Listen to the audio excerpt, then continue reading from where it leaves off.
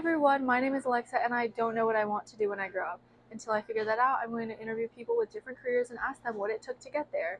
I created Behind the Career to help high schoolers like myself explore different professions. Today I interview Michael, owner of my favorite banh mi restaurant. So let's look at what it's like to own a restaurant. Michael, thanks so much for being on this podcast. Thank you. Thanks for spending the time and come and talk to us. Of course. So for those of the viewers who have never been here, can you tell Okay. us a little bit more about the restaurant and how you decided to start it serving banh mi? I used to work as an engineer, mainly in network environment, and Cisco System is the company I used to work for. I've been doing high tech for many years.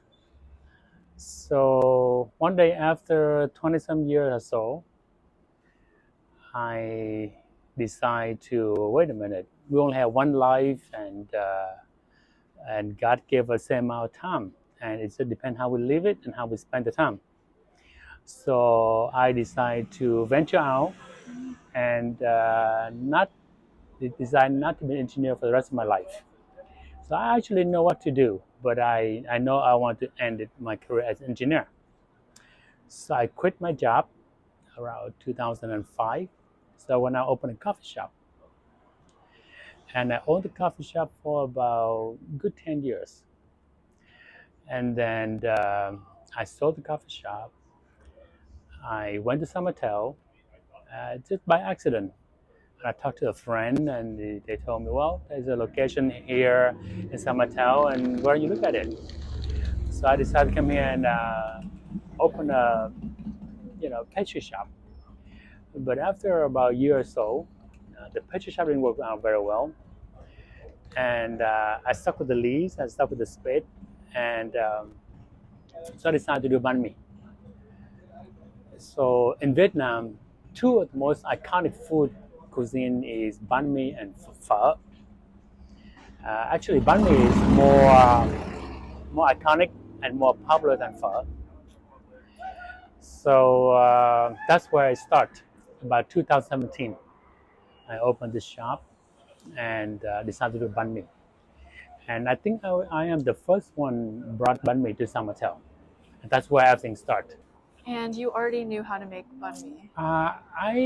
I'm not a good chef, but good enough to learn about the banh mi and to start the business.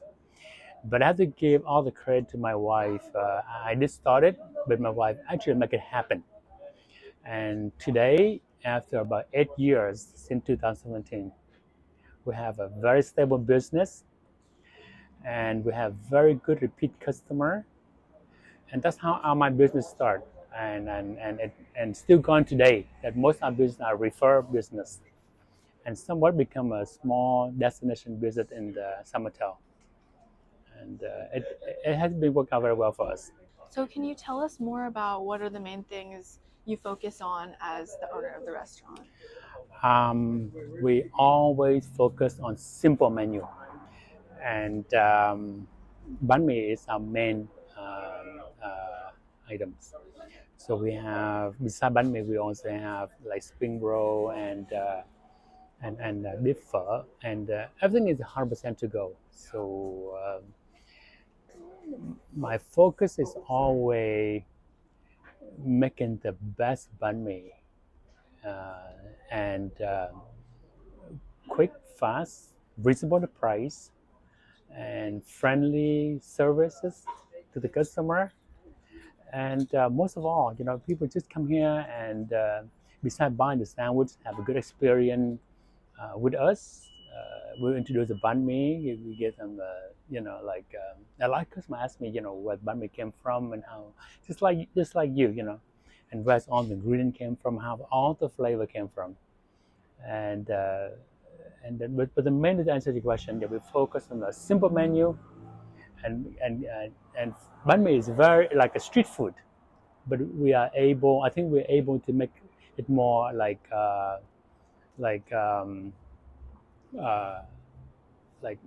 we do extra twist, and I think we did a really good job with an ordinary street food.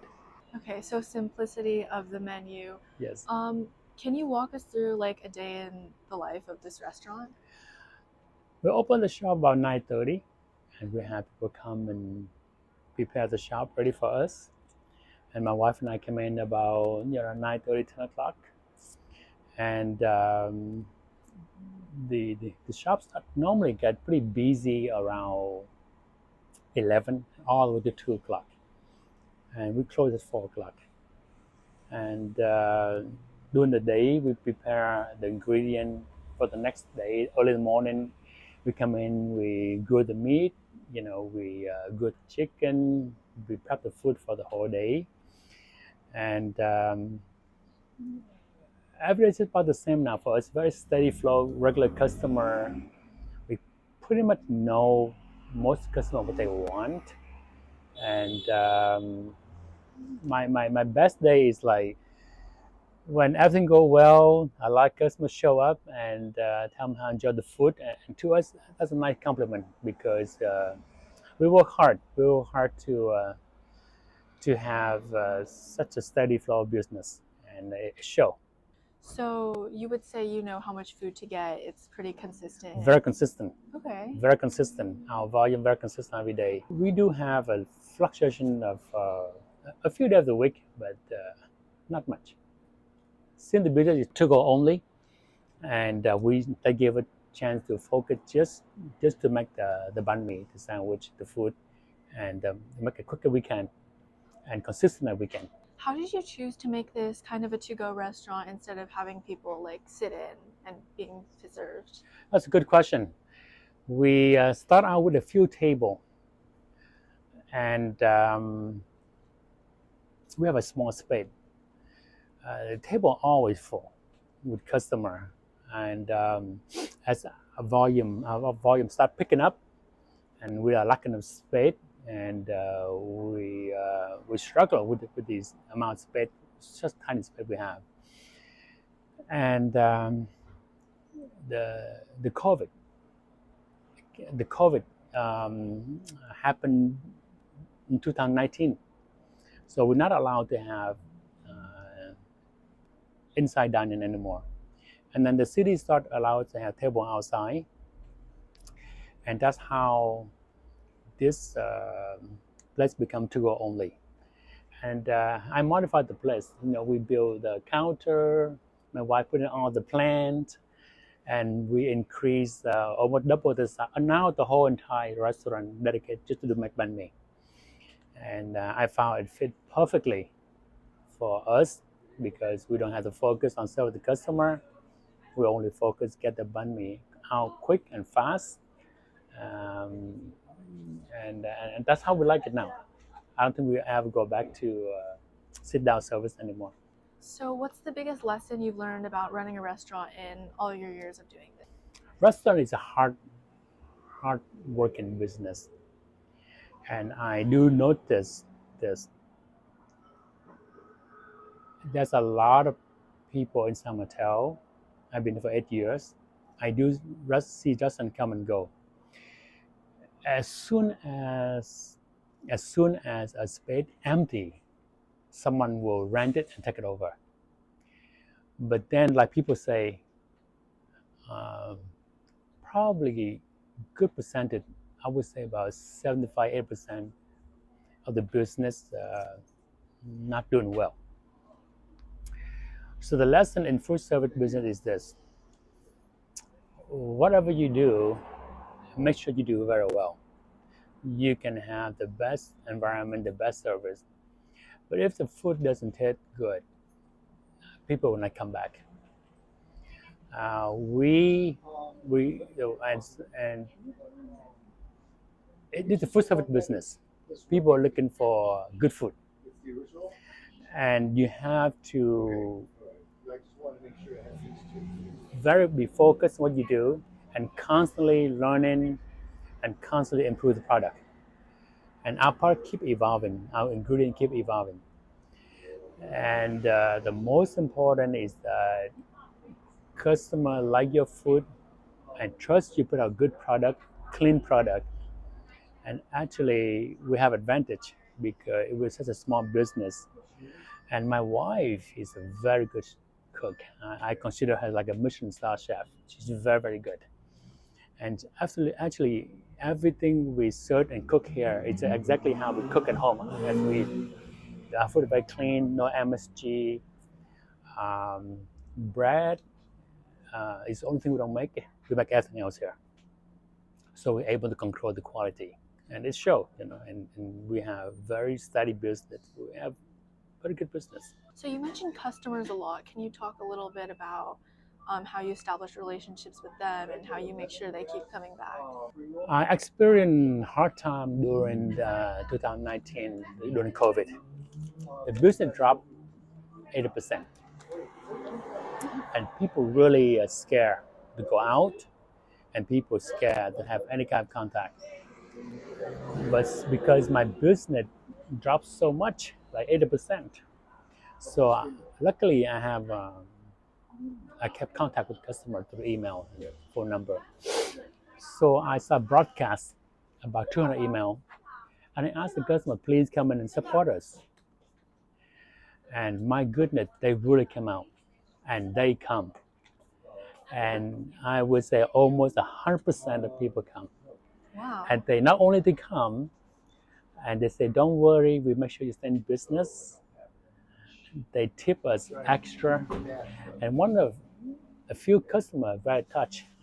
They came in the bought a banh mi and they tipped me $200, $100, $50. It's very normal. We have such a strong support from local community. And I told my wife that one day, if I stop doing this, I will miss the customer. It just through making good food and have good relationship with customer, and at the end, you provide good food, reasonable price, and friendly service, and customer trust you, and you have good business. And one more thing, I've been here for 8 years. I started out in 2017. I'm the only one here, and now I think we have 4 banh mi shop open, very close, within 2-3 blocks. But it doesn't affect us at all. Not at all. I was worried because the 5 banh mi shop in such a small town. But to my surprise, it's been about 2-3 years now. It doesn't affect us at all. Does that tell you something? Customer trust us, they like our food, and the most important thing, I think, mainly because we have good relationship with the customer. Okay, so to kind of close out this interview and relate it back to the high schoolers, Yeah. what are some classes or experiences you would recommend for high schoolers who are thinking about running a restaurant? The most important is know what you want to do. And once you know what you want to do, and put all the energy behind it, and believe in it. It's not going to be easy.